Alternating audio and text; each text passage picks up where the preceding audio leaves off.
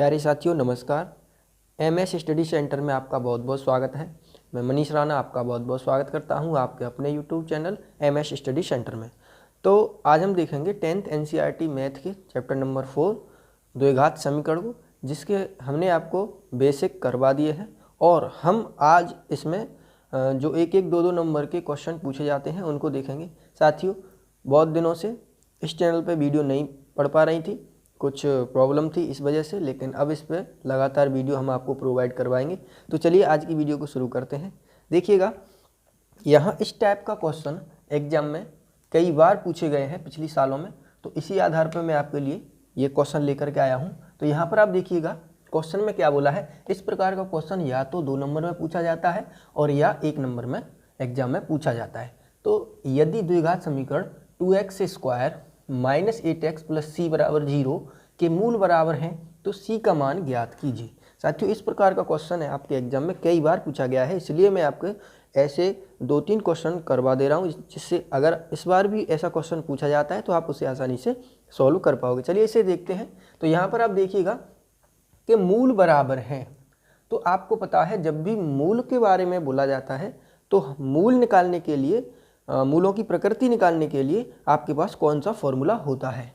तो यहाँ पर आप जानते हैं, उसे हम निकालते हैं विभक्त कर फॉर्मूले से, और वो होता है d = v² - 4ac। इस फॉर्मूले से आप द्विघात समीकरण के मूलों की प्रकृति को निकालते हैं।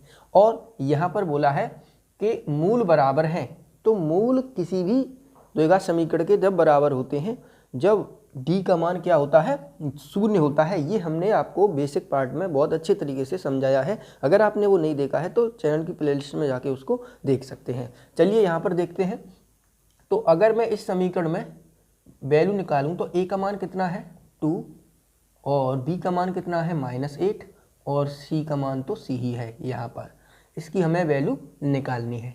अब आप यहाँ पर देखिएगा, मैं अगर यहाँ पर इन सभी मानों को यहाँ इस फॉर्मूले में रखता हूँ तो d बराबर b की जगह पर कितना आएगा -8 का होल स्क्वायर -4 इंटू a का मान 2 है और c का मान कितना है c है। और आपको मूलों को बराबर होने की जो शर्त होती है वो क्या होती है कि d का मान 0 के बराबर होना चाहिए। तो मैं क्या कह सकता हूँ, मूल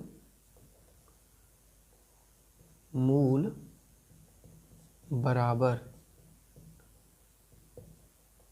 होने की शर्त वो क्या होती है, d = 0 होना चाहिए, तभी मूल बराबर होते हैं। हमने आपको ये बेसिक पार्ट में बहुत अच्छे तरीके से समझाया हुआ है। तो चलिए यहाँ पर हम देखते हैं।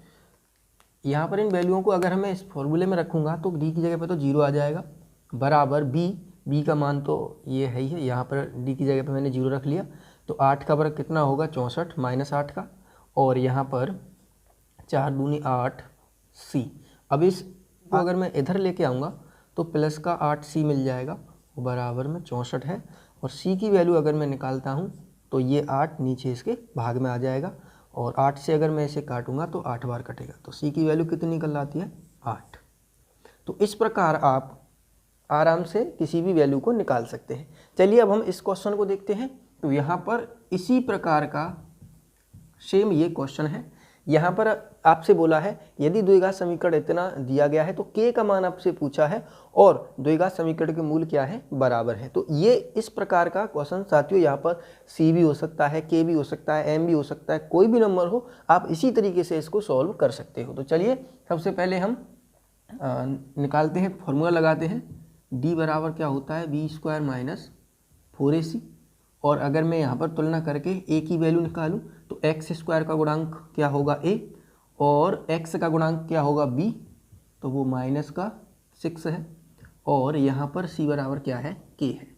तो मैं यहाँ पर लिखता हूँ कि मूल बराबर होने की शर्त क्या होती है, d = 0 होना चाहिए।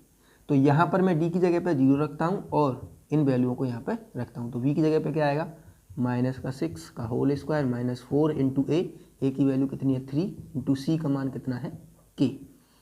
तो 0 बराबर -6 का वर्ग कितना होगा 36 और -4 × 12 के 12 के को इधर लाऊंगा तो प्लस की 12 के बराबर 36। तो यहाँ से के का मान कितना आ जाएगा 36/12 यानी 3। तो के का मान कितना आ जाएगा 3। तो इस प्रकार साथियों जब बराबर मूल आपसे इस प्रकार का प्रश्न पूछा जाता है, उसके मूल बराबर हैं और द्विघात समीकरण दिया गया है और उसमें कोई भी जैसे के दिया है, यहाँ पर आपको सी दिया है, एम दिया है, उसका मान आप आसानी से निकाल सकते हैं। तो आप इसका स्क्रीनशॉट ले लो, फिर मैं आपको आगे का क्वेश्चन कराता हूँ।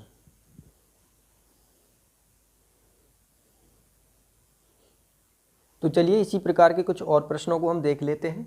तो देखिएगा यहाँ पर इस प्रश्न में क्या बोला है कि यदि द्विघात समीकरण 2x² + kx + 3 = 0 के दोनों मूल वास्तविक और बराबर हों तो k का मान ज्ञात कीजिए। तो चलिए इसको हल करते हैं। यहाँ पर आप देखिएगा क्या बोला है, दोनों मूल वास्तविक और बराबर। तो जब मैंने बेसिक बताया था तो वहाँ पर आपको बता दिया था कि दोनों मूल बराबर या वास्तविक कब होते हैं कि जब d का मान 0 के बराबर होता है। तो जब भी मूलों की प्रकृति की बात करी जाएगी तो वहाँ पर आप व्युत्क्रम फॉर्मूला लगाएंगे। तो चलिए व्युत्क्रम फॉर्मूला क्या होता है, d = b² - 4ac। ये आपका व्युत्क्रम फॉर्मूला होता है और ये शर्त पूरी करने के लिए कि मूल वास्तविक हों और बराबर हों तो d का मान कितना होना चाहिए, 0 होना चाहिए। अब आप क्या करोगे कि ax² + bx + c = 0 से तुलना करोगे और तुलना करके क्या निकालोगे, a का मान। तो a का मान यहाँ से इससे तुलना करोगे तो क्या मिलेगा 2, b का मान कितना मिलेगा k और c का मान कितना मिल जाएगा 3। अब आप इस फॉर्मूले में इन वैल्यूओं को पुट करिए और आपको k का मान मिल जाएगा। चलिए रखते हैं। तो d का मान तो हमें 0 के बराबर रखना है, बराबर b का मान कितना है k² - 4 × a का मान कितना है 2 और c का मान कितना है 3। अब आप इसे सॉल्व करिएगा तो 0 बराबर k² -4 दूनी 8 और 8 × 24। इस 24 को आप इधर ले आइए तो क्या हो जाएगा, k² बराबर प्लस का 24 हो जाएगा। अब आपको तो k का मान चाहिए तो आप क्या करोगे, दोनों पक्षों में अंडर रूट लोगे तो क्या हो जाएगा k² √ 24 का अंडर रूट। तो यहाँ से अंडर रूट से ये वर्ग कैंसिल हो जाएगा तो यहाँ पर k बराबर क्या मिल जाएगा √24 और √24 को आप क्या लिख सकते हो 6 × 4, 6 × 4 और 4 क्या होता है 2 का वर्ग होता है। तो यहाँ पर क्या लिख सकते हैं 6 × 2 का स्क्वायर। तो यहाँ से ये इस 2 के ऊपर से ये वर्ग अंडर रूट हट जाएगा तो यहाँ पर क्या मिलेगा 6 के ऊपर लगा रहेगा। तो k बराबर क्या मिल जाएगा 2 के ऊपर से हट जाएगा और 6 के ऊपर लगा रहेगा। तो यहाँ से इस प्रकार आप k की वैल्यू को निकाल सकते हैं। तो चलिए अब हम इस क्वेश्चन को देख लेते हैं। तो यहाँ पर आप देखिएगा कि एक द्विघात समीकरण x² + kx + 3 = 0 का एक मूल 1 हो तो k का मान ज्ञात कीजिए। तो साथियों मैंने आपको जब बेसिक करवाया था तो वहाँ पर बताया था कि मूल क्या होता है। तो मूल कोई भी द्विघात समीकरण जब हम सॉल्व करते हैं तो उसका जो हल होके आता है उसी को हम मूल कहते हैं। तो यहाँ पर एक मूल पहले से दे दिया है, एक हल आपको पहले दे दिया है। तो आप क्या करोगे, यहाँ पर जो x है उसमें x की जगह पर 1 रखोगे। मूल का मतलब है या हल का मतलब ये है कि जो भी आंसर आपको दिया रहता है, मूल दिया रहता है, उसको आप x की जगह पर पुट करोगे तो वो उसका हल होगा। तो यहाँ पर हम उसको रख देंगे तो क्या हो जाएगा, एक हल दिया है तो वो x का मान दिया है उसे आप यहाँ पर रखिएगा। तो x की जगह पर जब मैं 1 रखूँगा तो 1 का स्क्वायर प्लस k × 1 प्लस 3 = 0। तो देखिए 1 का स्क्वायर 1 प्लस k × 1 करेंगे तो k और प्लस 3 = 0। तो यहाँ पर क्या मिलेगा k + 1 और 3 4 = 0। तो k बराबर कितना मिल जाएगा -4। तो इस प्रकार आप इस क्वेश्चन को हल कर सकते हैं। साथियों जब भी आपको एक मूल दिया हो तो उसे आप क्या करेंगे, अगर सवाल आपको x के रूप में दिया रहता है तो आप x की जगह पर उसे मूल को रखोगे, अगर y के रूप में दिया रहता है तो y की जगह पर रखोगे और आपको वैल्यू वहाँ पर आसानी से मिल जाएगी। अब आप इस क्वेश्चन को देखिएगा, इसी प्रकार का ये भी क्वेश्चन है कि यदि द्विघात समीकरण 2x² + 3x - m = 0 का एक मूल है, एक मूल 1 है, माइनस का 1 है, तो m का मान ज्ञात कीजिए। तो इसी प्रकार का ये भी क्वेश्चन है, आप क्या करेंगे, x की जगह पर इस पूरे समीकरण में 1 रखेंगे माइनस का और आप m का मान आसानी से निकाल लेंगे। तो देखिए 2 इंटू यहाँ x की जगह पे -1 का square plus 3 into -1 minus m बराबर 0। तो देखिए 2 इंटू -1 का स्क्वायर 1 प्लस माइनस हो जाएगा 3 का गुणा 1 से करेंगे माइनस का 3 और माइनस m बराबर 0। अब आप यहाँ पर देखिएगा ये 2 - 3 -m बराबर 0, तो 2 में से माइनस का 3 जाएगा तो माइनस का 1 मिलेगा और इस m को मैं उधर करूँगा तो m हो जाएगा। तो इस प्रकार आप m की वैल्यू आसानी से निकाल सकते हैं। तो साथियों आज हमने ये छोटे छोटे क्वेश्चन देखे थे। इस प्रकार के क्वेश्चन कई सालों में आपके एग्जाम में पूछे गए हैं। तो अगर इस प्रकार का कोई भी प्रश्न आपके एग्जाम में पूछा जाता है तो आप उसे बड़ी आसान तरीके से सॉल्व कर सकते हैं। साथियों हम अपने चैनल पर आपको इम्पोर्टेंट क्वेश्चन और बेसिक करवाएंगे, तो आप अगर हमारे चैनल पर नए हैं तो प्लीज़ चैनल को सब्सक्राइब कर लें, बेल आइकन को प्रेस कर लें।